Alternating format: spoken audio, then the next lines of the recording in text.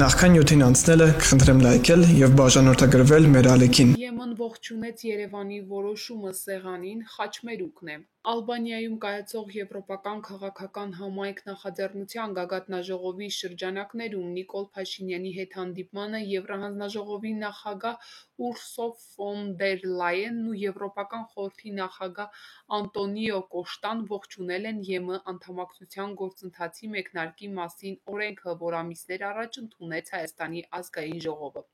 Սա ըստ էության ԵՄ բարձրաստիճան ղեկավարության առաջին արձագանքն է Հայաստանի այժմ ընդունած օրենքին։ Ֆոն դեր Լայենն ու Կոշտանը դրա համար սպասում էին Նիկոլ Փաշինյանի հետ հանդիպմանը, թե հանդիպման համատեքստում եղել է որևէ կոնկրետ բովանդակություն, որին սպասում էին ԵՄ ղեկավարները կամ ակնկալում էին լսել կամ ստանալ Երևանից որևէ համաձայնության տեսք։ Եթե հնարավոր ակնկալիքի համատեքստը դիտարկենք Ալբանիայում կայացած հանդիպման շրջանակներում, ապա բացառված չէ, որ այն կապված է հաղորդուղիների ապաշրջափակման հարցի հետ, որ առկա է հայ-ադրբեջանական գործընթացում։ Համենայն դեպս շուսադրության է արժանի ձևակերպումը, որ անդրադարձ է կատարվել Հայաստանի ներկայացրած խաղաղության խաչմերուկի ծրագրին և կարևոր է համարվել հաղորդուղիների ապաշրջափակումը։ Խաղաղության խաչմերուկը Երևանը միջազգային դերակատարներին, այդ թվում ԵՄ բարձրաստիճան պաշտոնյաներին ներկայացրել է վաղուց և բազմիցս, հետևաբար, եթե կատարվել է անդրադարձ, ապա թերևս կոնկրետ որևէ հարց շոշափելու համատեքստում։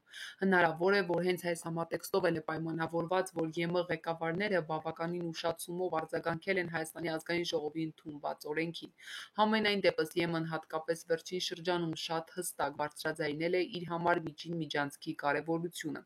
Դրա մասին ֆոն դեր Լայենը բավականին պերճախոս ելույթ էր ունեցել ապրիլի սկզբին Ուզբեկստանում կայացած ԵՄ Կենտրոնական Ասիա առաջին գագաթնաժողովի ընթացքում, ընդ որում նշելով այդ հարցում հայ-ադրբեջանական և հայ-թուրքական սահմանների բացման բեկումնային նշանակությունը։ Այդուամենայնիվ, ԵՄ-ն Ադրբեջանի հետ թերևս քննարկել է այդ հարցը մի քանի շաբաթ անց, ապրիլի 25-ին, երբ Բաքու էր այցելել ԵՄ արտաքին հարցերի ու անվտանգության հանձնակատար Կալլասը։ Նա հայտարարեց, որ Իլհամ Ալիևի հետ քննարկել է Կենտրոնական Ասիա-Եվրոպա հաղորդակցության կարևորության հարցն ու այդ հարցում Ադրբեջանի նշանակալի դերը։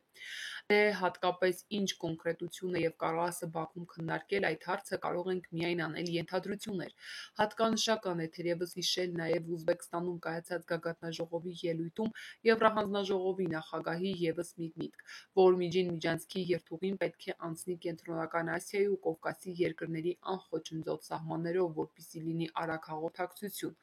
Ալբանիայում Փաշինյանի և ֆոն դեր Լայենի ու Կոշտանի հանդիպման նախօրեին Հայաստանի արտաքին գործերի նախարարը մեկնեց Բրյուսել և հանդիպեց 20 օր առաջ Բաքվում Իլհամ Ալիևի հետ բանակցած Կայա Կալասին։ Իսկ հետո Ալբանիայում միացավ Նիկոլ Փաշինյանին։ Այդ համատեքստում առավել քան նկատելի է, որ Ալբանիայի հանդիպման օրակարգի գլխավոր հարցը թերևս հենց եղել է ճանապարհների հարցը։ Ինտրիգն այն է, անշուշտ, թե այդ հարցում ինչ աստիճանի է Հայաստանի ու ԵՄ դիրքորոշումների ընդհանրությունը կամ տարբերությունը։